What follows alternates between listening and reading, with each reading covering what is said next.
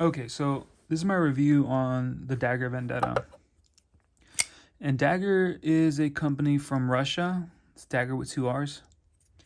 And you can get some of their knives from Blade HQ. I don't know how available they are right now, but I got this one straight from Russia, and it takes a month to get here. So, just so you know, it's like $80 for this knife in particular, and it did come with stickers, which is nice, and it came with this, which I think is candy.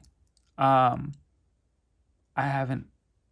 I rather have it like this. I like how it looks, but it could be, for all I know, it could be like a compressed towelette or something. But I'm guessing it's candy. Um, but yeah, so I've had this knife for about a month now. Overall, yeah, I like it. I like it in general. I'm gonna go over some of the stuff. I don't want to like talk about every single specific because there's a lot of things that could people just look up. But um, one of the things it is D2 steel, and the D2 does feel nice. I did sharpen this knife. It does get a nice edge, but the thing is, it's not very slicey. Simply because, I mean, it is a dagger, but I mean dagger with one R. So this is a dagger. They do have other models that the grind goes further up, but this particular one is thick behind the edge. So, but the steel felt nice, like nice and hard, basically, like a good temper. When I was, from what I could tell, when I was just sharpening this thing, um, it is a frame lock, and it does have an insert. So your frame lock does last longer, basically. Hardened steel insert. It does have a secondary lock too, which is just something I would never use, but it's nice to have. One of the things I do like, so okay, it's a flipper, but they did make the post on the flipper long enough that it actually bumps into your finger if in case it were to close. So that's nice. It's running on ball bearings, which I'll show you how smooth that is. Oh damn. 1 second. Let's just show you how smooth that is. Do that slowly. All right, whatever. And some of it does have to do with the size of this blade. It's a 5-inch blade, but it's mostly because of the ball bearings. So it does feel nice. It does flip nice too. Um, the one of the things I like too. Here's another thing. Is the lockup on this. So it feels nice and solid. It feels like one piece. And this is something that's hard to do on the larger blades, on the longer knives, simply because the amount of leverage you can put on this end, and there's no wiggle, there's nothing, which is nice.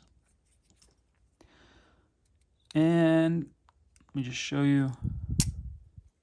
You can change to left hand carry too if you wanted to. Now, not going into kind of like the negative a little bit. I don't like this clip. Functionality wise, this is a very well done, well thought out clip. I mean, it goes in, it grabs your pocket very nicely. It keeps your knife in place. I haven't had this thing move around, and then when you do take it out, it doesn't pull on your pants too much. It doesn't feel like you're trying to give yourself a wedgie, basically. That's an exaggeration, but it feels functionality very, very good. It feels good, but I don't like the skull. So I know, yeah, buying this, I could, I'm looking at it. I could tell I'm gonna get this, but just wearing it around, I'd rather have like a crazy knife and just have just a normal clip, because it's like it's what people see. If you do want to carry like a folding knife, most of the time you don't want people to see what you're carrying. And this even though this is a crazy knife too, it just looks like a normal clip.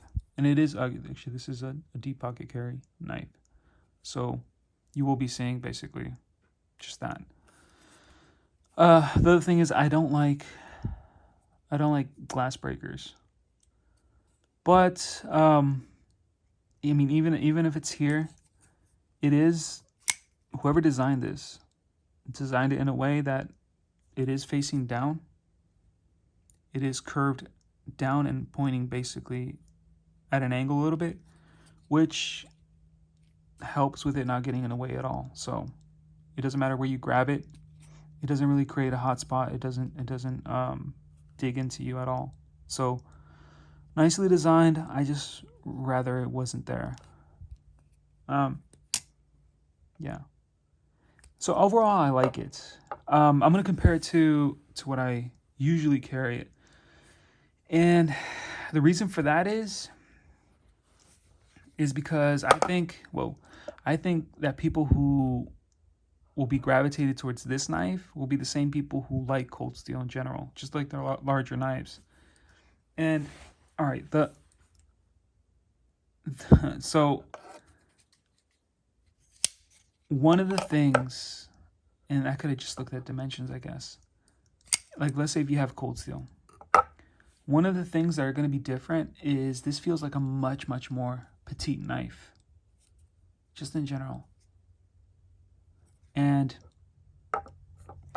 it feels, I know this is a 5.5 inch blade, so this is a larger knife in general, but this feels smaller than what I expected. It's just it just feels, I think I had the word right, petite, basically. It just feels like a more petite knife. So if you are a cold steel fan, and you know you're happy that a company's making a larger knife, this is more of a just like a more. There's not something that feels like you could do a lot of damage with cuts, with